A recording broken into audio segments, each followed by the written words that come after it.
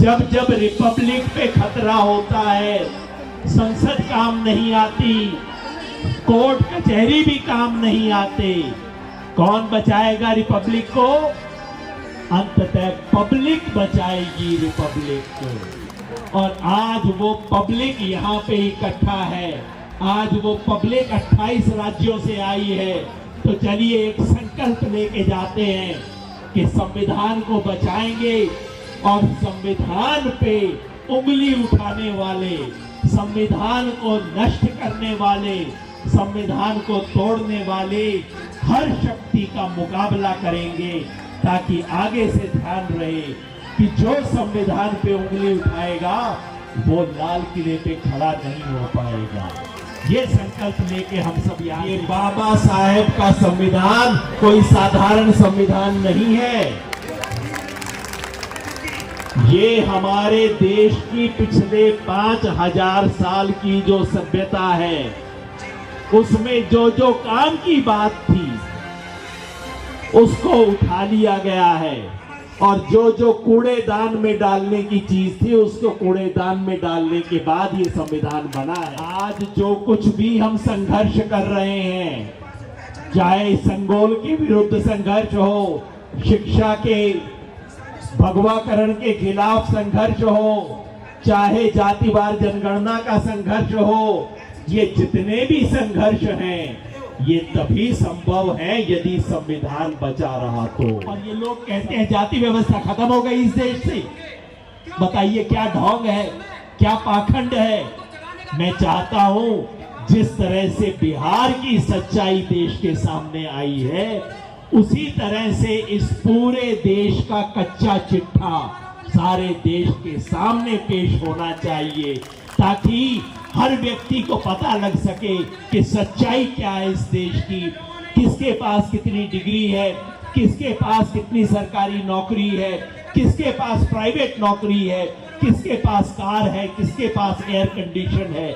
इसका सारा कच्चा चिट्ठा इस देश के सामने आना चाहिए, ताकि ये देश को बदलने की शुरुआत हो सके। तो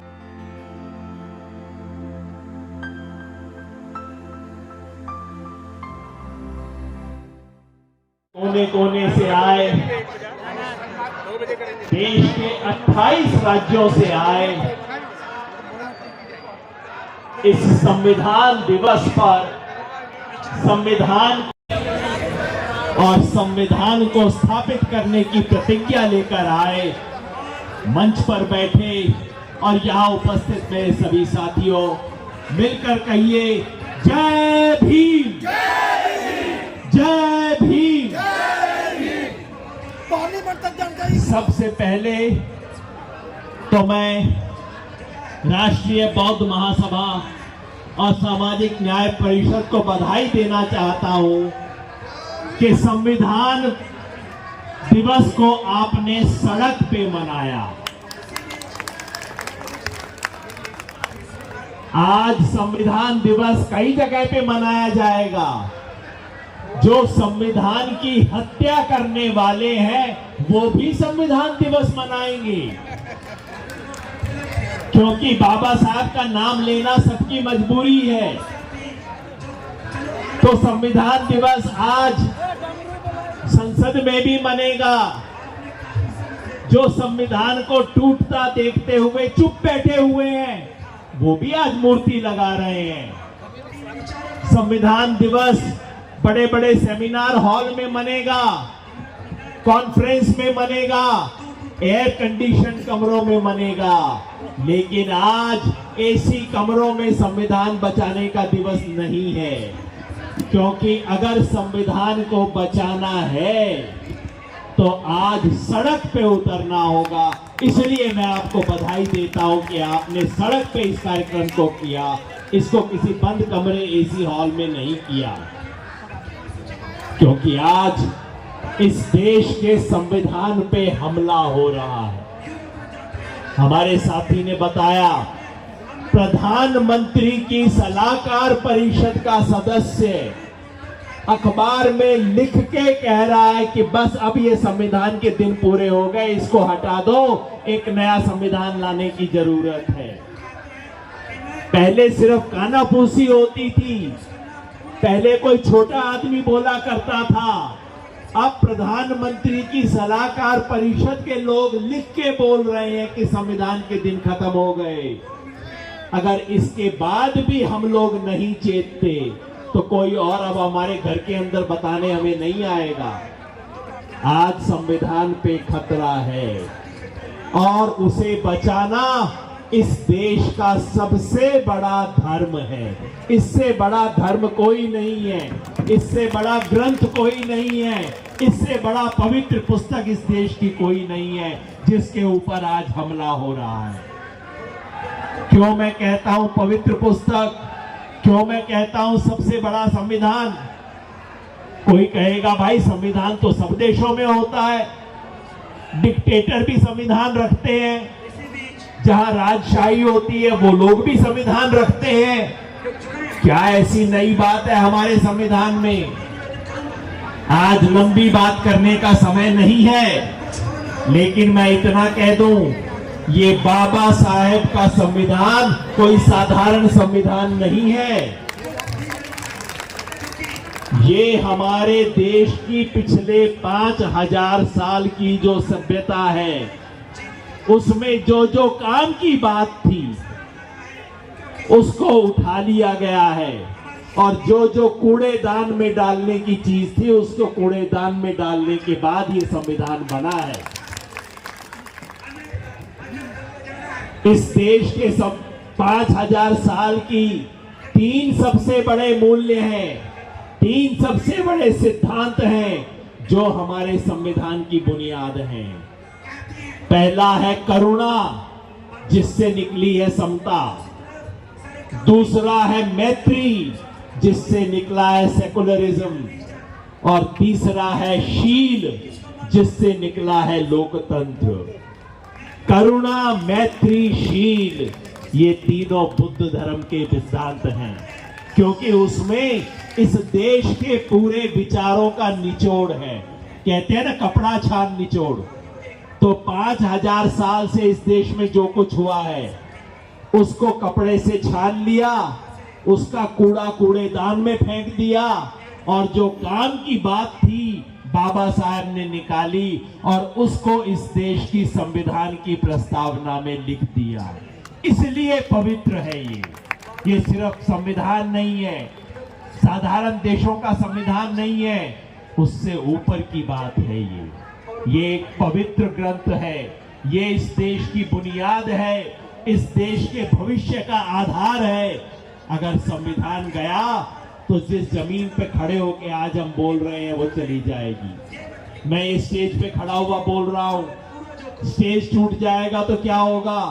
कि मेरा माइक गिरेगा और मैं कहीं जाके धम से पड़ जाऊंगा। आज जो कुछ भी हम संघर्ष कर रहे हैं, चाहे संगोल के विरुद्ध संघर्ष हो, शिक्षा के भगवाकरण के खिलाफ संघर्ष हो, चाहे जातिवार जनगणना का संघर्ष हो, ये जितने भी संघर्ष हैं ये तभी संभव है यदि संविधान बचा रहा। तो संविधान गया तो ये संघर्ष करने की हमारी क्षमता समाप्त हो जाएगी।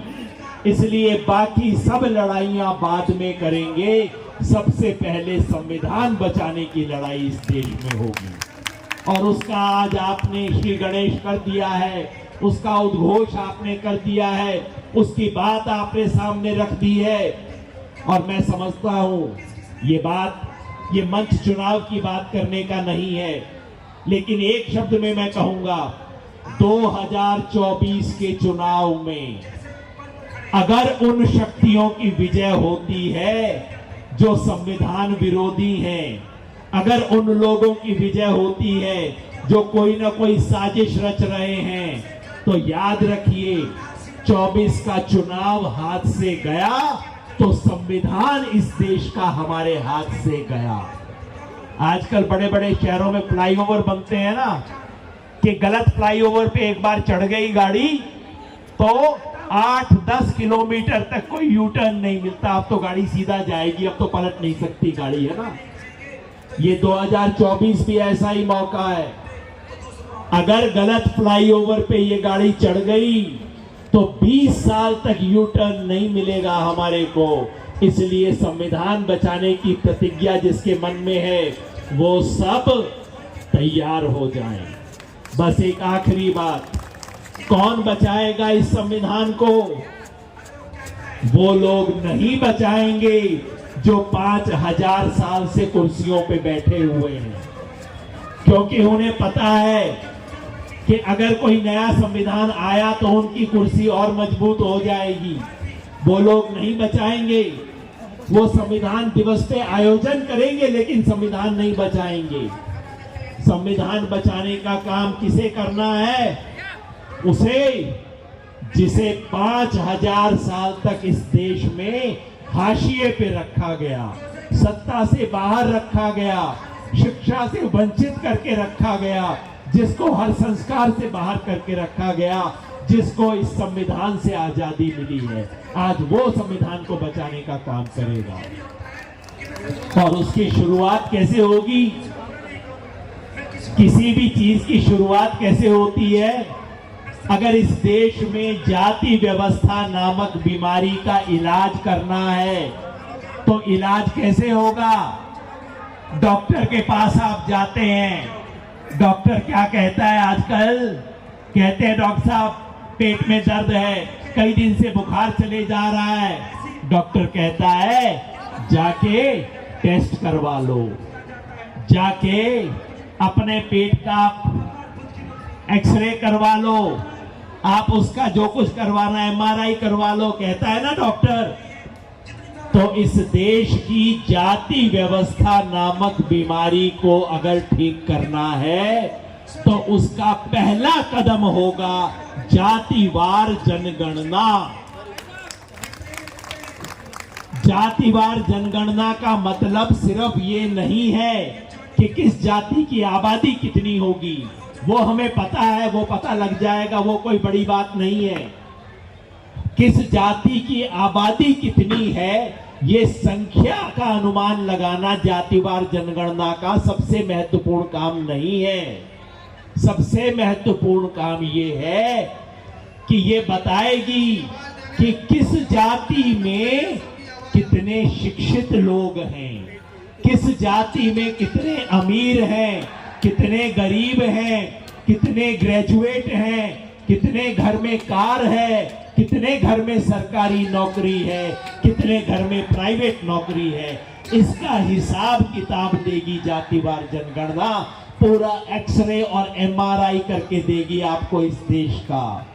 तो अगर इस देश का इलाज करना है और अगर संविधान बचाना है, ये दोनों संघर्ष आज जुड़ गए हैं, क्योंकि इस देश को बचाने का काम वही करेंगे जो इस देश की सबसे बड़ी बीमारी का इलाज करना चाहते हैं और जो संविधान को उस इलाज के लिए अपनी बुक ऑफ मेडिसिन की तरह इस्तेमाल करना चाहते हैं, वही लोग आज इस देश के संविधान को बचाएंगे।